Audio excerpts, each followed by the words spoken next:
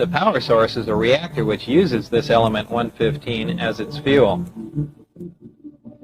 Inside the reactor, element 115 is bombarded with a proton, which plugs into the nucleus of the 115 atom and becomes element 116, which immediately decays and releases or radiates small amounts of antimatter. The antimatter is released in a vacuum into a tuned tube which keeps it from reacting with the matter that surrounds it.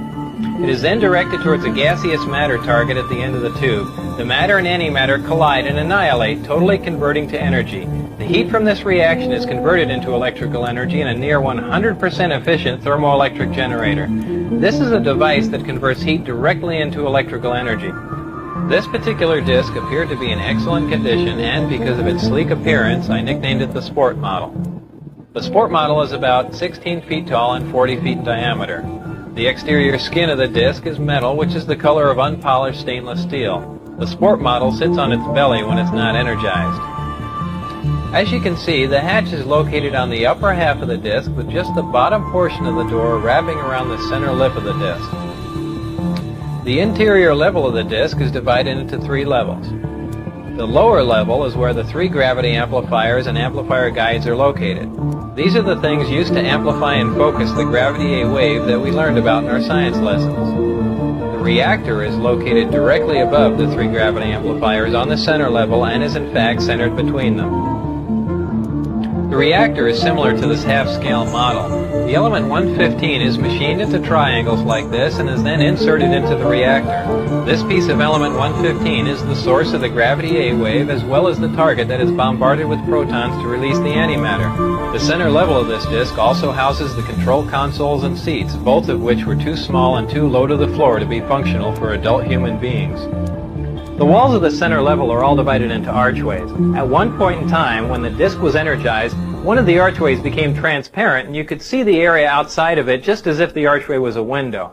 After the panel had been transparent for a while, a form of writing, which was unlike any alphabetic, scientific, or mathematical symbols I've ever seen, began to appear on the transparent archway. I was never given access to the upper level of the disk, so I can't enlighten you as to what the porthole-like areas are, other than I can assure you that they're not portholes. The S4 installation is built into the mountain and the 9 hangar doors are angled at about 60 degrees. These doors are covered with a sand-textured coating to blend in with the side of the mountain and the desert floor. My ID badge had a white background with 1 light blue and 1 dark blue diagonal stripe in the upper left-hand corner.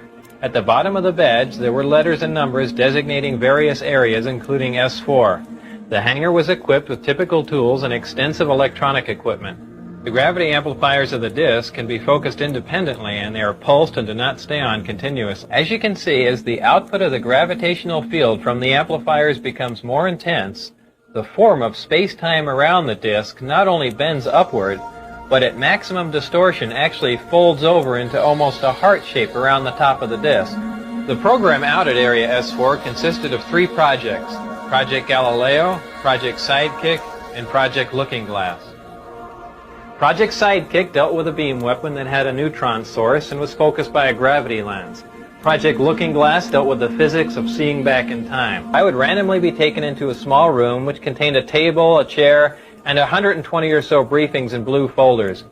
These briefings contained a wide spectrum of information, mostly relating to aliens and alien technology. This technology that you've learned about thus far was brought here by some alien beings from the Zeta Reticuli 1 and 2 star system. These stars are located in the constellation of Reticulum, which can only be seen from the southern hemisphere. Zeta Reticuli is a binary star system, which means it has 2 stars, and is located approximately 30 light-years from Earth. These beings are from Reticulum 4, which is the 4th planet out from Zeta Reticuli 2. A day on Reticulum 4 is 90 Earth hours long. The beings are 3 to 4 feet tall and weigh 25 to 50 pounds. They have grayish skin and large heads with almond-shaped wraparound eyes. They have very slight nose, mouth, and ear positions and are hairless. These beings said that they had been visiting Earth for a long time and presented photographic evidence which they contended was over 10,000 years old. There was an exchange of hardware and information in Central Nevada until 1979, at which time there was a conflict which brought the program to an abrupt halt.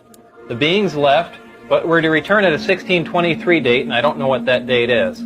These beings conveyed information about the capability of affecting the human brain to anesthetize the human body. These beings said that man was the product of externally corrected evolution. They said that man, as a species, had been genetically altered 65 times. They refer to humans as containers, yet I don't know what we're containers of.